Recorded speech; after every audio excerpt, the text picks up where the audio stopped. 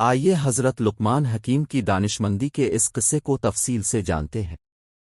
حضرت لقمان حکیم اور گدھے کا قصہ ایک نہایت حکمت سے بھرپور اور سبق آموز کہانی ہے، جس میں انسانی زندگی کے بہت اہم پہلوؤں کو اجاگر کیا گیا ہے۔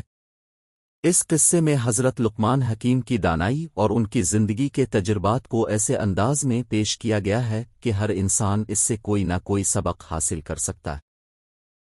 کہا جاتا ہے کہ حضرت لقمان حکیم نے اپنی زندگی میں لوگوں کو ایسے بہت سے سبق دیے جو آج بھی ہمارے لیے رہنمائی کا ذریعہ ہیں۔ حضرت لقمان حکیم ایک دن اپنے بیٹے کے ساتھ ایک سفر پر نکلے۔ اس سفر میں ان کے ساتھ ایک گدھا بھی تھا جسے وہ سواری کے لیے ساتھ لے جا رہے تھے۔ اس وقت کا ماحول اور معاشرہ کچھ ایسا تھا کہ لوگ دوسروں کی طرف زیادہ توجہ دیتے اور ان کی ہر حرکت پر تنقید کرنے کے عادی تھے۔ حضرت نے سفر کے دوران لوگوں کی آرا اور ان کے رد عمل کو دیکھ کر اپنے بیٹے کو ایک نہایت قیمتی سبق سکھانے کا ارادہ کیا۔ سفر کے آغاز میں حضرت لقمان حکیم نے فیصلہ کیا کہ وہ خود گدھے پر بیٹھیں گے اور ان کا بیٹا پیدل چلے گا۔ جب وہ شہر سے گزر رہے تھے تو لوگوں نے انہیں دیکھ کر کہنا شروع کر دیا، دیکھو یہ کیسے ظالم باپ ہیں، خود تو گدھے پر بیٹھے ہیں اور اپنے بیٹے کو پیدل چلا رہے ہیں۔ حضرت لقمان حکیم نے لوگوں کی یہ بات سنی، لیکن انہوں نے کوئی رد عمل ظاہر نہیں کیا۔ انہوں نے اپنے بیٹے کی طرف دیکھا اور مسکرا کر کہا، دیکھو بیٹے، لوگ جو چاہیں گے وہ کہیں گے۔ پھر لقمان نے اپنے بیٹے کو گدھے پر بٹھا دیا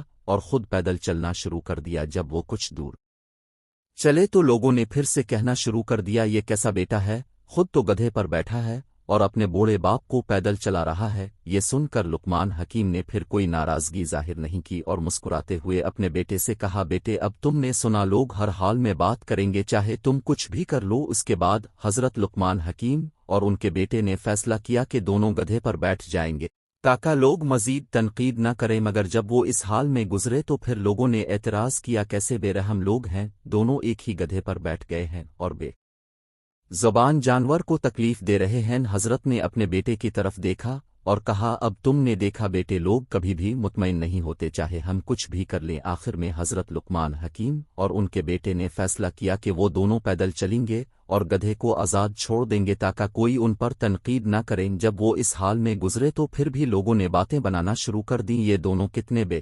وقوف ہیں، ان کے پاس گدھا ہے پھر بھی پیدل چل رہے ہیں۔ یہ سن کر حضرت لقمان حکیم نے اپنے بیٹے کو ایک آخری نصیحت کی، دیکھو بیٹے، دنیا میں لوگ تمہارے ہر عمل پر بات کریں گے، چاہے وہ کیسا بھی ہو، تم کبھی بھی سب کو خوش نہیں کر سکتے، اس لیے تمہیں ہمیشہ اپنی عقل اور فہم سے کام لینا چاہیے اور جو تمہیں صحیح لگے وہی کرنا چاہیے، چاہے لوگ کچھ بھی کہیں۔ حضرت لقمان حکیم کا یہ قصہ بہت اہم سبق دیتا ہے۔ سب سے اہم بات یہ ہے کہ لوگوں کی رائے کے پیچھے بھاگنے سے کبھی سکون اطمینان حاصل نہیں کیا جا سکتا۔ ہر انسان کو اپنی زندگی میں فیصلے خود کرنے چاہیے اور دوسروں کی باتوں اور رائے سے زیادہ اپنی عقل و شعور کو اہمیت دینی چاہیے۔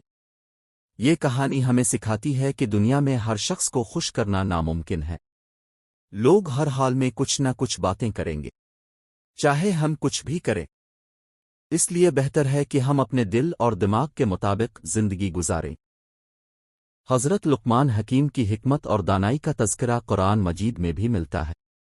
اللہ تعالیٰ نے ان دانائی کا ذکر سورہ لقمان میں کیا ہے، جہاں حضرت لقمان اپنے بیٹے کو نصیحتیں کرتے ہیں کہ وہ اللہ کی وحدانیت کو نہ بھولے، والدین کی فرما برداری کرے اور لوگوں کے ساتھ حسن و سلوک سے پیش آئے۔ کہا جاتا ہے کہ ایک دن حضرت لقمان کا ایک غلام بازار گیا تھا کہ اپنے مالک کے لیے کچھ چیزیں خرید سکے۔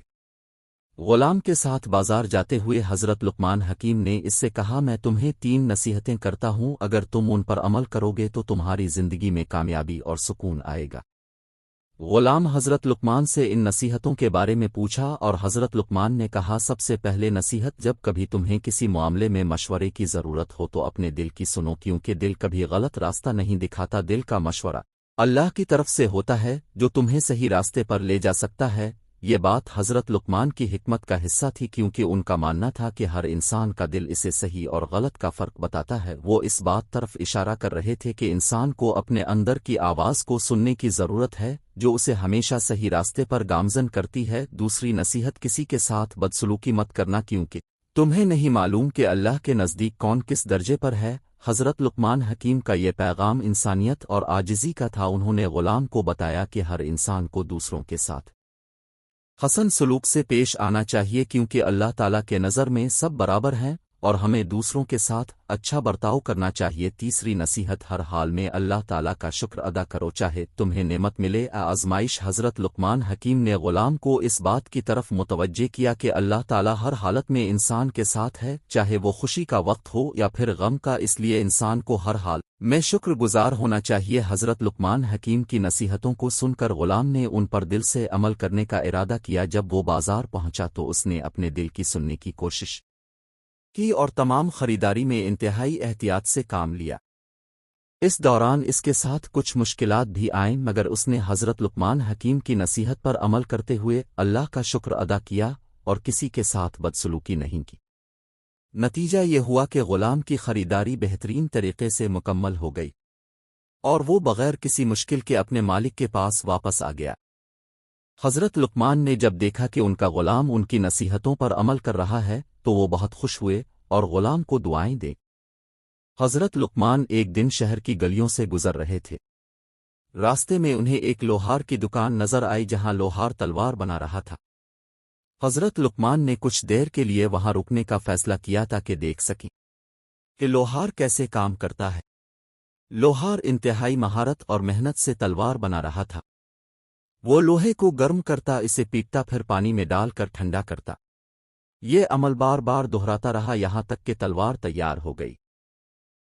جب لوہار نے تلوار مکمل کر لی تو حضرت لقمان حکیم نے اس سے پوچھا، یہ تلوار کس کے لیے بنا رہے ہو؟ لوہار نے جواب دیا، میں یہ تلوار ایک بہادر جنگجو کے لیے بنا رہا ہوں جو اسے میدان جنگ میں استعمال کرے گا۔ حضرت لقمان نے اس کی بات سن کر مسکراتے ہوئے کہا، تمہارے کام میں تو بہت مہارت ہے، لیکن کیا تم نے کبھی سوچا ہے کہ یہ تلوار کس طرح اور کن حالات میں استعمال ہوگی؟ لوہار نے حیرانگی سے حضرت لقمان حکیم کی طرف دیکھا اور کہا، میرا تلوار بنانا ہے اور میں نے کبھی نہیں سوچا کہ اسے کیسے اور کہاں استعمال کیا جائے۔ حضرت لقمان حکیم نے نہایت حکمت بھری بات کہی، دیکھو تمہارے ہاتھوں سے بنی یہ تلوار دو کام کر سکتی ہے، یا تو یہ انصاف کے لیے استعمال ہوگی اور ظالموں کو شکست دے گی، یا پھر اسے ظلم کے لیے استعمال کیا جائے گا اور بے گناہوں کا خون بہایا جائے گا۔ اس لیے ہمیشہ اس بات کا خیال رکھو کہ تم جو بھی کام کرو وہ ایسا ہو کہ اس سے دوسروں کو فائدہ پہنچے نہ کہ نقصان۔ حضرت کی اس بات نے لوہار کے دل پر گہرا اثر ڈالا۔ اس نے سوچنا شروع کیا کہ جو کام وہ کر رہا ہے